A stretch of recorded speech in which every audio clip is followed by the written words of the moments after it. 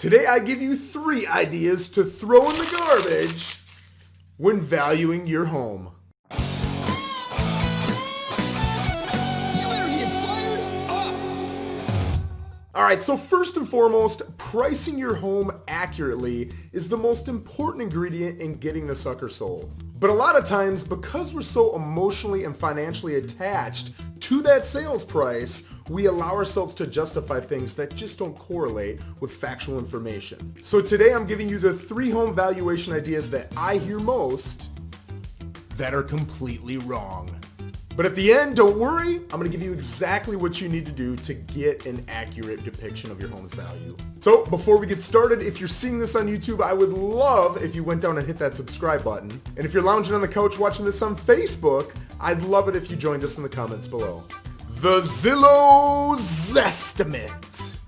Zillow really has done a phenomenal job of building the biggest home finding website on the planet. It's easy to search, it's easy to find a realtor, and it's easy to go back and forth and look at sold properties in your neighborhood.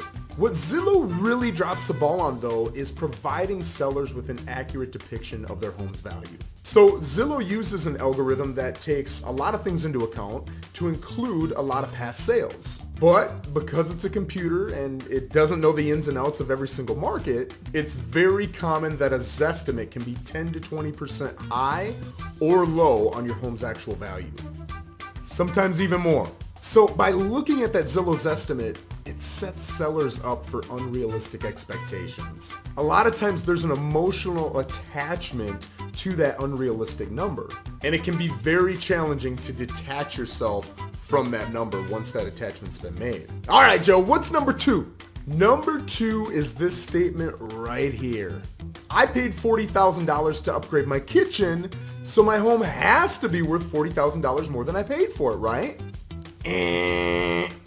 Sorry guys, for some improvements, buyers will pay 10 cents on the dollar, and for others they'll pay $2 on the dollar. If you're gonna live in the home for a long period of time and you personally find value in whatever upgrade you're considering, then by all means, get your dream home, right? Put some money into it. But if you're concerned about the resale value of that specific improvement, I highly recommend you do a little research and call your favorite realtor to get some insight from them. Buyers don't care what sellers paid for a particular upgrade. From their point of view, they're simply comparing one home to another with all improvements included. If you paid $300,000 for your home and put $50,000 into it, and your neighbor paid $325,000 and put nothing into it, but they look the same, nobody's gonna pay you $350,000 for yours when they can get their neighbors for $325,000, assuming it's the same house, right? If the other home is similar for a lower price, you lose. I mean, think about it this way. Let's look at a $40,000 kitchen remodel. You've got 2 choices. Would you rather pay $40,000 more for a home that someone else put $40,000 into, or would you rather purchase that same home for $40,000 less with the old kitchen, and now you can put that $40,000 in and get whatever you want? And there isn't a black and white answer, but in my experience, most people will pay a portion for that improved $40,000 kitchen, but if they're paying full price, they'd rather do it themselves and get the colors and materials that they want. And last but not least, all right, here's another saying that realtors get all the time when we're going and talking with a seller about the value of their home. Joe, our neighbor's home down the street just sold for $350,000, and we love our home so much more than that home, so our home has to be worth $375,000, right? Determining the value of any property takes a little research, and that research should always include multiple properties. Yes, you may have a nicer kitchen, but they might have 500 more square feet. You may have an updated bathroom, but they might have a $70,000 pool in a double lot, right? It's important to do the research from a non-biased point of view, determining the value based on comparables that best fit your home, not that fit the price you're trying to justify. And if your neighbor's home is a solid comp, then of course your realtor should use it when they're doing that market analysis for you. And if you don't see your neighbor's home in that market analysis, just ask your realtor, why didn't you use it? Any confident, experienced agent will be able to tell you exactly why they used the comps they did and why they left out any that they didn't. All right, so let's recap. On the no-no list, we've got Zestimates. the prices we paid for upgrades, and using cherry-picked listings, a lot of times which are our neighbors. So that begs the question, what is the best way to find the value for my home?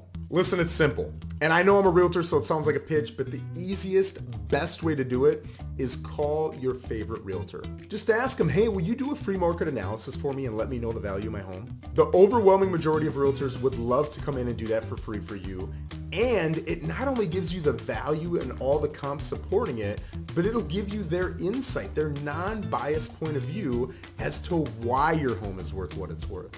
They're going to be able to describe the comps that they used, why they used those comps, what recent sold listings are telling you, and what current market conditions look like. The goal of any realtor's market analysis should be to clearly and confidently communicate to you, the seller, exactly what your home is worth and the why behind it. It's really easy to ask your realtor, Joe, what's my home worth? Just tell me the number. I don't need to see all the data. I get that all the time. But what happens is you get offers that come in low sometimes, and if you don't know your home's value, you might not take enough for your home, or you might not be sold on the number the realtor gave you, and you'll want more than your home is worth, leaving it on the market for an extended period of time. So nail down that why. All right, guys, if you're on Florida's Treasure Coast and you would like to know your home's value, simply email me at findafloridahouse@gmail.com and I'd be more than happy to help. Thank you so much for joining me. And if there's any way I can ever help, just reach out and ask. And on that note, stay fired up.